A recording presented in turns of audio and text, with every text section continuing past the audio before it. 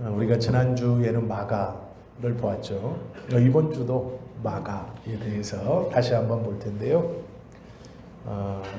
마가를 잘 알면 이 초대교회의 출발이었던 마가의 교회, 이 마가 교회를 예루살렘에서 출발했던 예루살렘 교회 하면 더 정확히 얘기하면 이 마가 공동체입니다.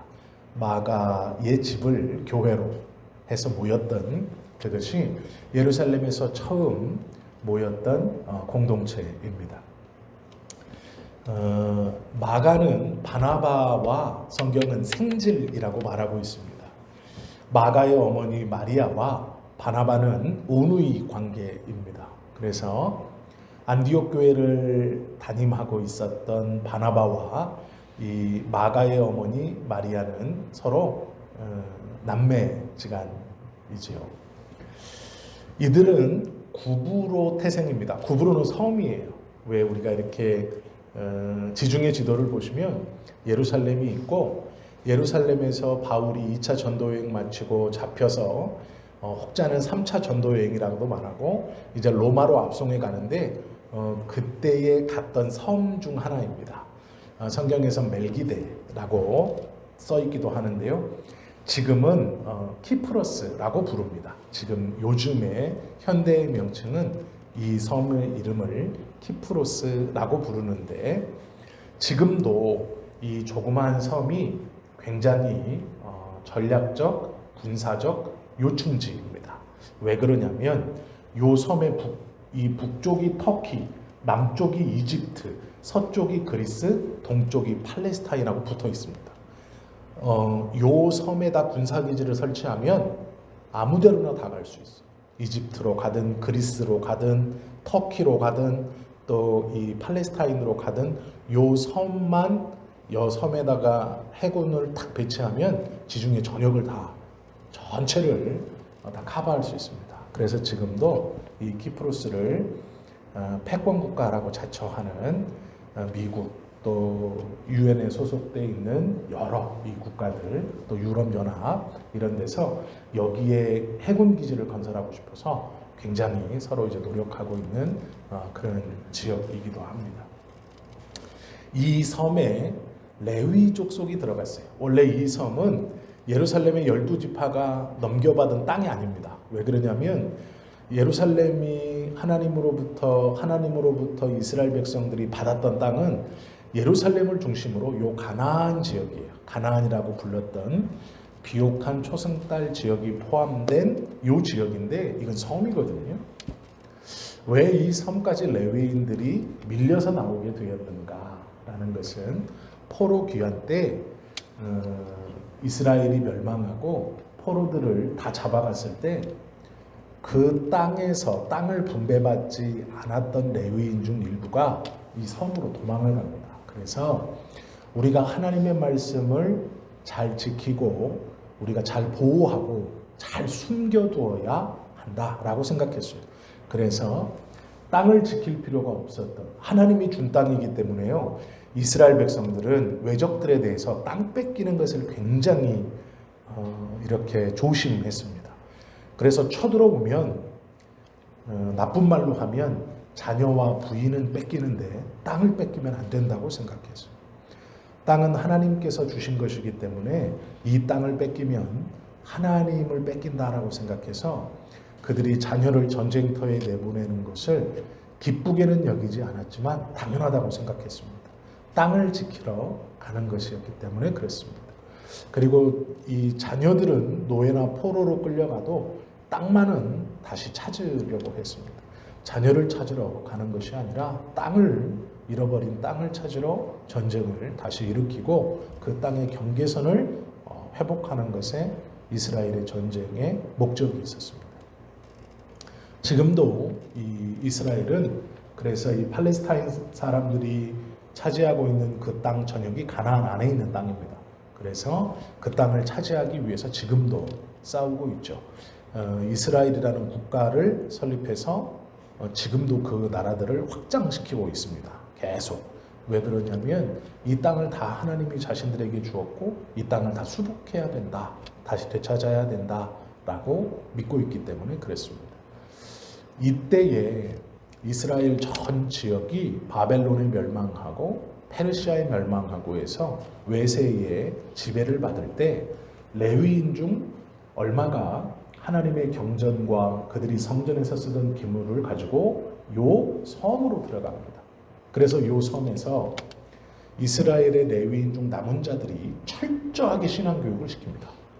아들이건 딸이건 상관없이 예전에는 아들에게 이것들을 전수하기 위해서 남자들에게 율법 교육을 잘 시켰습니다.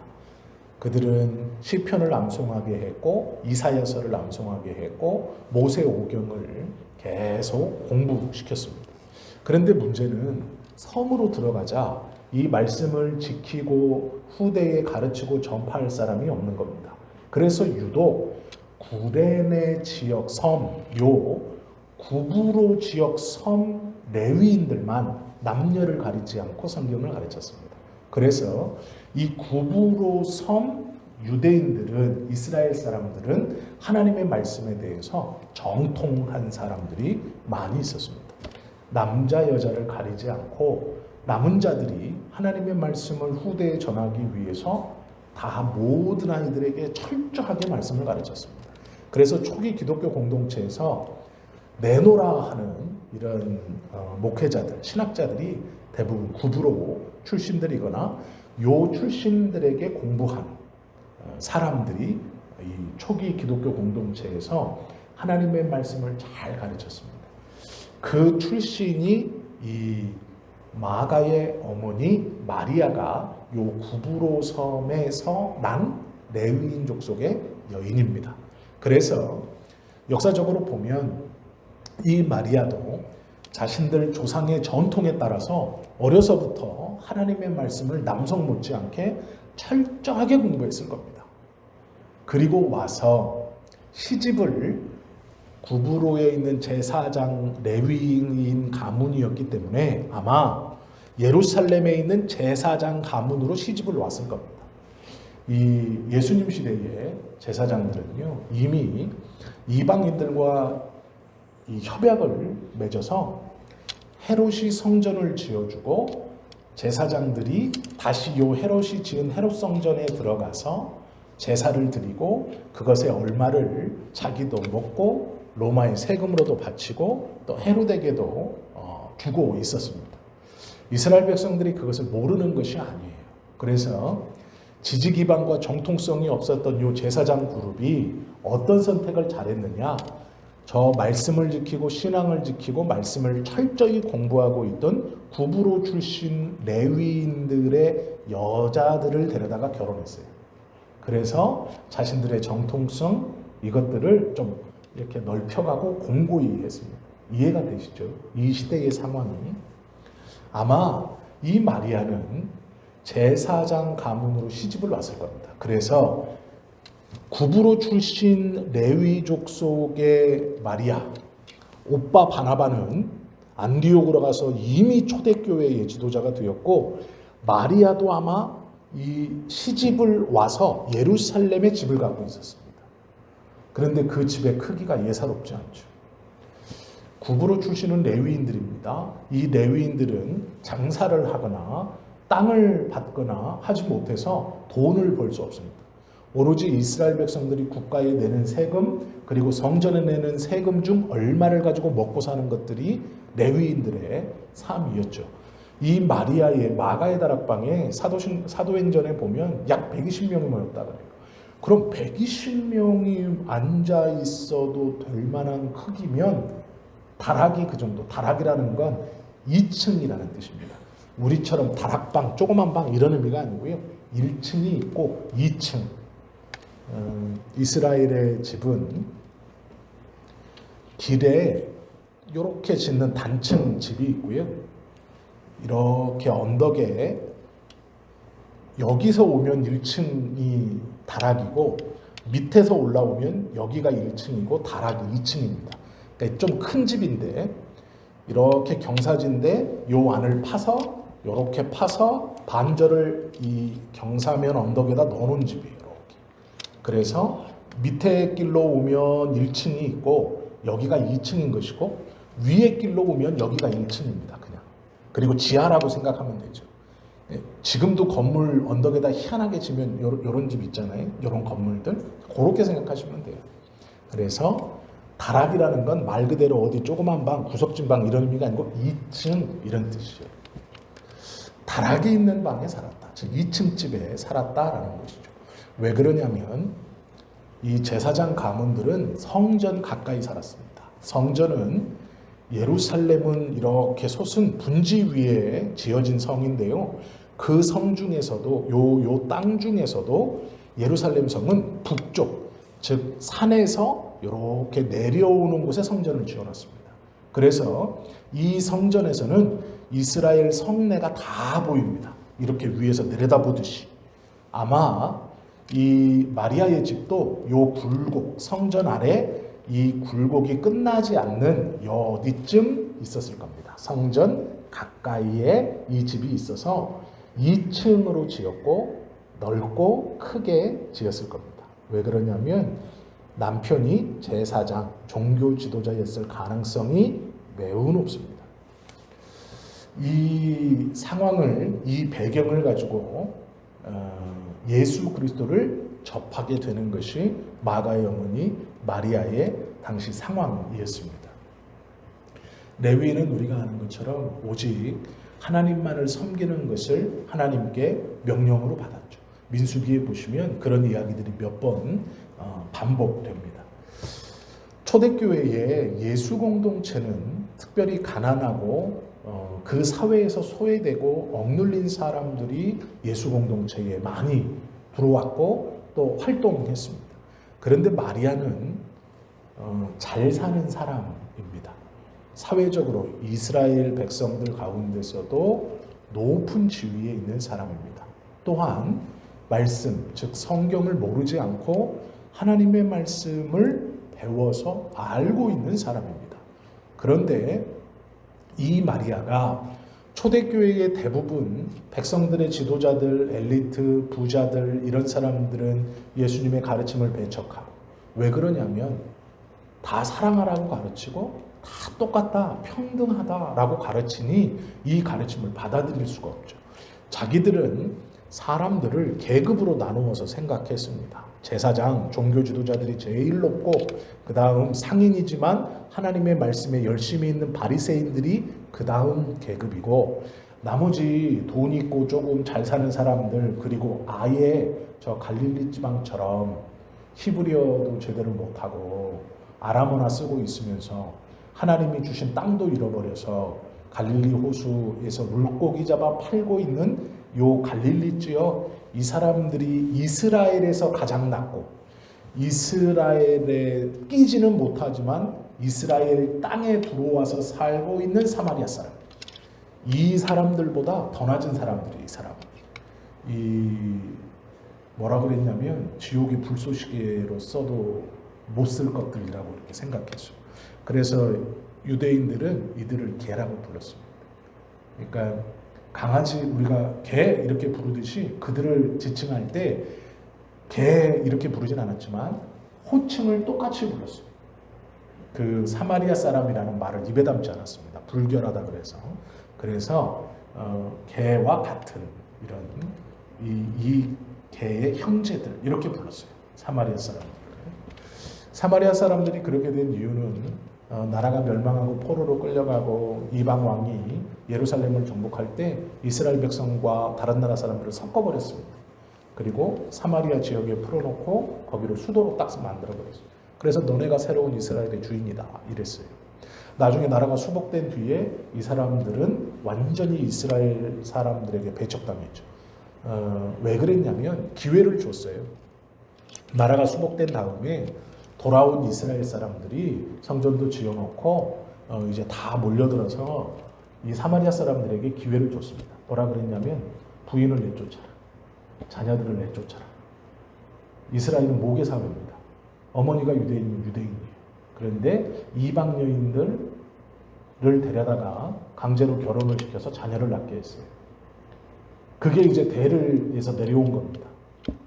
그런데 이제 거기다 대고 어떻게 보면 가족들을 내버리고 예루살렘으로 들어오면 받아주겠다. 대부분의 사마리아 사람들은 돌아오지 않았어요. 그래서 이스라엘은 그들을 배척했습니다. 사마리아는 또 사마리아대로 하나님을 믿고 있었고 하나님께서 우리들을 지켜주셨다라고 믿었지만 배척하는 이스라엘과 사이좋을 수가 없었죠. 그래서 이 이스라엘과 사마리아는 한 땅 덩어리 안에 있으면서도 계속해서 다투고 서로 완력 싸움을 했습니다. 그리고 이 사마리아 땅 위에 갈릴리가 있어요. 이게 한 나라이긴 한데 이스라엘의 종교 지도자들은 이렇게 사람들을 계층으로 나누었습니다. 그래서 어떻게 믿었냐? 천국을 아예 이 지도자들이 가는 곳, 바리새인들 상인 중에 좀 탁월한 이들이 가는 곳, 그리고 일반 백성들이 가는 곳, 저 갈릴리 사람들이 가는 곳, 사마리아에는 천국 못 가니까 이런 천국으로 나누어져 있다 이렇게 믿고 있었습니다. 그런데 예수님은 그들에게 아버지의 집은 너희들에게 열려 있고 이 어린아이도 아버지의 집에 들어갈 수 있다. 거기서 끌고 나온 어린아이 누굴까요? 대부분 갈릴리에서 자라는 어린아이거나 평민들의 아이들일 거예요. 이 아이들이 하나님의 집에 똑같이 들어간다고 얘기하는 거예요. 그리고 이 예수님이 사마리아의 지역에 가서도 복음 전하기를 서슴없이 해요. 그들에게도 너도 하나님의 백성이고 자녀이고 너희에게도 하나님의 나라에 들어갈 수 있다라고 말씀하시는 거예요. 종교 지도자들이 듣기에 이 말은 자신들의 가치관이나 살아가는 모든 것들을 부정하고 이것들을 뒤집어 엎자는 얘기와 똑같죠. 그래서 하나님의 말씀을 안다 하는 초기 이 예수님 당시의 종교 지도자들은 다 예수님을 대부분 배척했습니다. 그런데 희한하게도 마리아는 예수님을 받아들였습니다. 기득권층임에도 불구하고 자기들 스스로 높이 있다라는 계급이다라고 자기도 그렇고 남도 인정할 만한 그런 여인인데 예수님을 받아들였어요. 이건 굉장히 초기 기독교 이 예수 공동체에서 잘 일어나지 않는 일입니다. 이 어머니 마리아가 받아들여서 자신의 집을 오픈했고 그곳에서 제자들도 또 믿는 자들이 함께 모이기 시작했죠. 그리고 이 마리아의 아들이 마가입니다. 우리가 단순히 마가의 다락방 하는 그 마가의 마가 작은 아버지인지 큰 아버지인지 모르겠지만 하여간 자신의 어머니는 마리아 그리고 요 어머니의 오빠인지 동생인지는 모르겠지만 바나바 그 안디옥 교회의 담임 그리고 어머니 마리아가 예루살렘에서 마가에게 하나님의 말씀을 어렸을 때부터 자신의 구브로의 레위인들의 전통처럼 열심히 가르쳤을 겁니다. 물론 바나바도 하나님의 말씀을 어렸을 때부터 열심히 배웠을 겁니다. 이게 구브로 레위인의 전통이에요. 그래서 바나바가 안디옥 교회에 어떻게 리더가 되었느냐, 왜 초대교회가 마가의 다락방에서 모였느냐라고 할 때 요 마리아와 마가, 바나바의 출신이 어디냐? 구브로의 레위 족속. 이걸 알아야 이게 설명이 돼요. 자연스럽게 이해할 수 있습니다. 이 마가의 다락방에서 모여서 이들이 예수님의 명령을 쫓아 기도하기 시작했죠. 감람산에서 예수님의 승천을 지켜본 많은 제자들은요, 예수님의 명령에 따르기로 하고 예루살렘에 왔습니다. 그리고 예루살렘으로 돌아온 그들은 같이 모여 있을 장소, 기도할 장소가 필요했어요. 그때 누구의 집으로 가느냐? 이 마리아의 집으로 갑니다. 마가의 집으로 갑니다. 그리고 그곳에는 약 120명 정도가 모여 있었습니다. 가룟 유다를 제외한 예수님의 11명의 제자들, 그리고 또 이 마리아의 집, 마가의 다락방에서 12번째 제자인 마띠아를 제비 뽑은 장소이기도 합니다. 이곳에서 주님의 약속을 기다리면서 이들이 하는 행동이 있습니다. 그것이 무엇이냐면 합심하여 기도한 것입니다. 이 시간을 잘 생각하시면 좋아요. 우리가 지난주가 부활주일이었죠. 그리고 부활주일 40일 전을 사순절이라고 해서 4월 한 달 동안 3월 중간부터 사순절이 시작되었습니다 하고 3주를 보내고 마지막 넷째 주를 뭐라 그러냐면 고난주간이라고 말하죠. 이것을 왜 사순절이라고 그러냐면 40일 동안 이걸 하기 때문입니다. 그리고 나서 지금 이 시간이 어느 시간이냐면 예수님께서 부활하시고 40일을 계세요. 40일을. 그리고 예루살렘 밖으로 제자들을 다 데리고 나갔습니다. 40일을 같이 계시고 부활하시고 40일을 같이 계시고 어느 날 예수님을 믿는 제자들을 다 데리고 예루살렘 밖으로 나갔어요. 그래서 뭐라 그러냐면 몇 가지 말씀을 전해주시고 하늘로 승천하십니다. 제자들이 예수님께서 전해주시는 그 말과 하늘로 승천하시는 모습을 보았습니다. 제자들과 예수님을 따르는 무리들이. 그리고 나서 이제 예수님이 보는 데서 올라갔거든요. 이건 누가 숨겼냐 어디로 데려갔냐 할 게 아니에요. 승천하시는 걸 눈으로 봤어요. 그리고 이들이 어떤 선택을 하느냐. 예수님께서 우리에게 말씀하신 예루살렘을 떠나지 말라. 그리고 성령님이 오실 때까지 기도하라. 그래, 그 말씀을 지켜야지 하고 돌아서서 예루살렘으로 와서 찾아간 곳이 이 마가의 다락방이에요. 그래서 이들이 오늘 본문처럼 그대로 마가의 집으로 들어가 2층에 올라가 그곳에서 이제 기도하는 것입니다. 기도하는데 예수님이 승천하시고 10일 뒤에 오늘 성령님께서 불의 혀와 같이 오시는 일이 벌어집니다. 놀랍게도 예수님께서 부활하시고 40일 제자들과 함께 계시고 승천하시고 10일 만에 성령이 오세요. 그래서 이것도 참 오순절이라고 부르는 거예요. 이거를 오순절 이렇게. 예수님께서 40일 같이 계시고 승천하시고 10일 만에 성령님이 오셔서 이 제자들이 성령의 충만함을 받습니다. 그리고 이제 이들이 복음의 증인이 되어서 성령님을 경험했고 이들은 이제 완전히 새롭게 되었죠. 제가 금요일에 말씀을 드렸죠. 지난주 수요일에도 수요일은 마가였으니까 말씀 못 드렸던 것 같은데 성경을 가만히 보시면요. 사도행전에서 베드로가 백부장인 고넬료에게 찾아가 복음을 전하는 일이 있습니다. 그런데 그 전에 어떤 일이 벌어지냐면 이들이 성령이 충만하여 자신들의 말로 복음을 전하자 이들이 지금 마가의 다락방에 모여서 무엇인가 하는 것들이 소문이 났어요. 예루살렘에. 그래서 많은 유월절을 지내기 위해 예루살렘으로 모여들었던 많은 사람 중 많은 사람이 요 2층 이쪽 길로 왔을 때 2층 요 다락방 이쪽으로 오면 2층이고 이쪽으로 오면 1층인 요 마가의 원래 이 마가의 식당이라고 하는 게 정확한 표현입니다. 성경은 다락방이라고 했기 때문에 다락방이라고 하는데 원래 뜻은 식당이라는 뜻이에요. 마가의 식당이라는 뜻인데 이곳에 모여서 열심히 기도하는 사람들이 있다라는 말을 듣고 모여들기 시작합니다. 이들을 구경하기 위해서. 그리고 이들이 성령의 충만함을 받고 그들에게 나아가 예수가 하나님의 아들이고 우리들의 구세주임을 설교하기 시작하죠. 그때 대표적으로 베드로를 이야기합니다. 베드로라는 원뜻은 듣는 자라는 뜻이에요.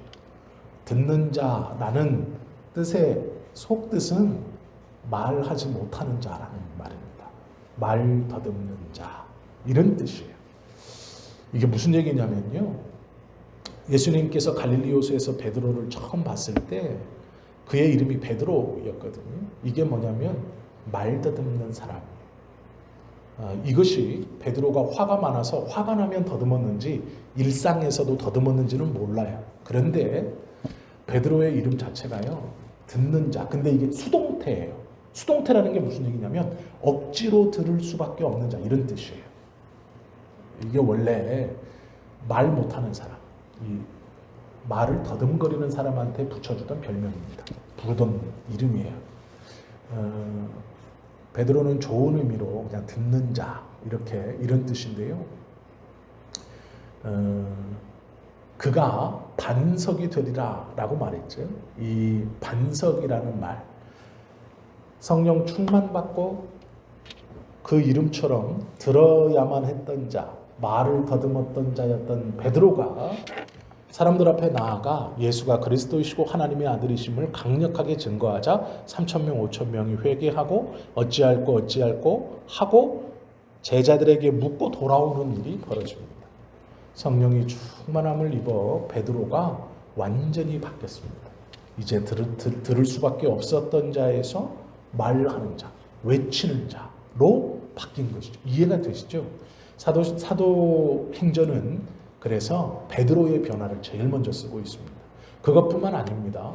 그 다음에 또 베드로의 이야기가 나오는데 제9시에 기도하러 성전에 요한과 올라가다가 나면서 안진뱅이 된 자를 보고 그를 일으킵니다.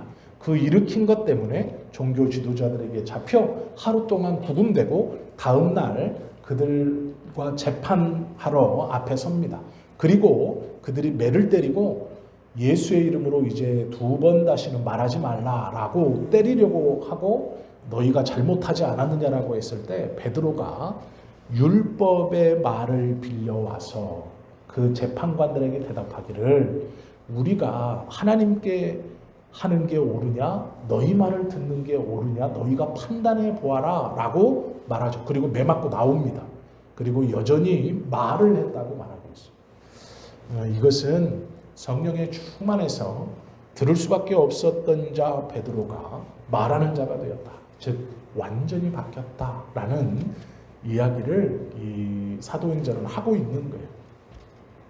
성령께서 제자들의 마음에 들어오자 말을 더듬었던 베드로가 예수에 대해서 말을 더듬지 않고 말하기 시작합니다. 그리고 그의 말이 어눌하지 않았고 큰 영적인 호소력이 있어 사람의 마음과 심령을 바꾸어 놓았다라는 것이죠. 이것이 성령을 체험한 제자들의 변화였습니다. 그들은 담대해졌습니다. 그래서 하나님의 나라를 말로만이 아니고 또한 능력으로도 증거하며 살아가기 시작했죠. 예수님을 따르던 사람들은 대부분 가난한 사람들이었고 대부분 소외됐던 사람들이었고 그 사회에서 하층민이라고 무시당했던 사람들입니다. 그런데 그들이 당당하게 외치고 전하고 말하기 시작했습니다. 이 변화는 성령의 충만함을 입은 사람들의 하나 같은 공통적인 모습이었습니다. 예전에는 가난했기 때문에 예전에는 몸이 다른 사람과 달리 불편했기 때문에 가문이 한미했기 때문에 내가 율법을 배운 것이 없었기 때문에 침묵해야만 했던 이들이 성령님과 만나자 예수가 하나님의 아들이고 구세주임을 담대히 증거하기 시작합니다. 즉 들을 수밖에 없었던 자에서 말하는 자가 되었다라고 성경은 우리에게 가르쳐 주는 것이죠. 그 이유는 성령 강림의 사건 때문입니다.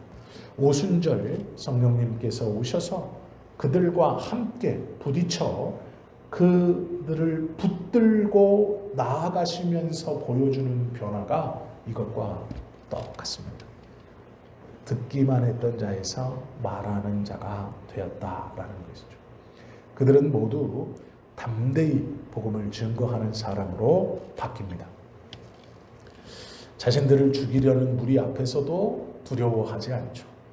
예전에는 보이면 숨었어야 하고 도망쳤어야 했던 종교 지도자들, 자신의 스승에게 어떻게 했는지 알고 결국 예수를 못 박아서 십자가에 죽이는데 가장 큰 몫을 했던 그 종교 지도자들, 그들을 피해 숨어 있었던 겁니다.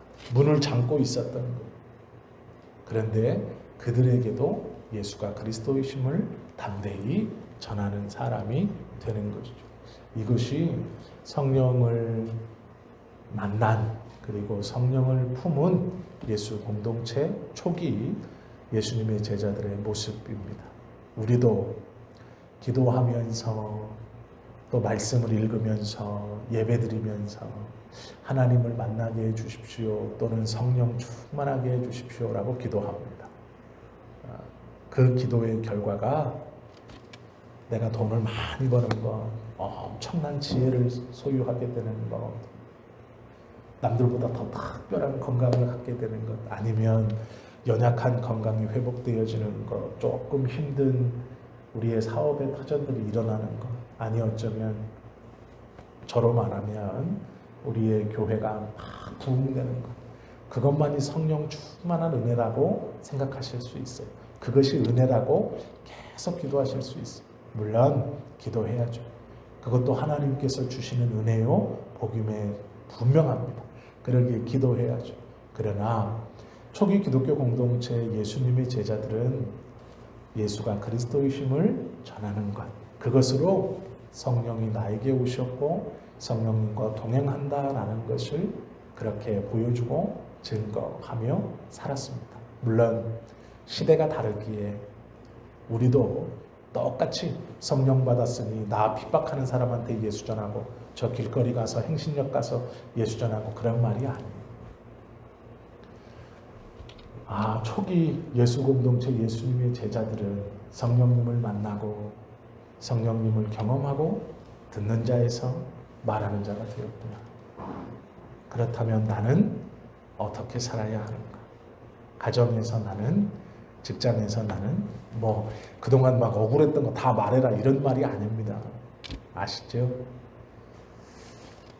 성경을 통해 예배드리면서 기도하면서 찬송하면서 예수님께서 나에게 보내주신 성령이 내 안에 계실 것인데 내 안에 분명히 동행하고 함께 계실 것입니다. 초기의 기독교 공동체의 제자들이 이렇게 살았다면 나는 어떤 모습으로 살아야 하는가? 나는 어떤 마음으로 살아야 하는가? 나는 어떤 담대함으로 살아가야 하는가? 한번 좀 고민해보고 그것을 하나님 앞에 기도하시면서 구하고 그 지혜를 또 하나님께서 주셔서 우리가 살아가는 모습이 꼭 초기 기독교 예수 공동체 제자들의 모습은 아닐지라도 꼭 그렇게 똑같은 삶은 아닐지라도 우리 안에 계신 성령님의 음성과 그분의 인도로 과거와는 다른 완전히 바뀌어 있는 삶, 그런 믿음의 삶을 사실 수 있기를 그걸 고민해 보시고 또 그 음성을 들으실 수 있고 인도를 받으셔서 믿는 자로서 부끄럼 없이 살아가실 수 있는 우리 모두가 되실 수 있기를 예수님의 이름으로 축원합니다. 기도드립니다.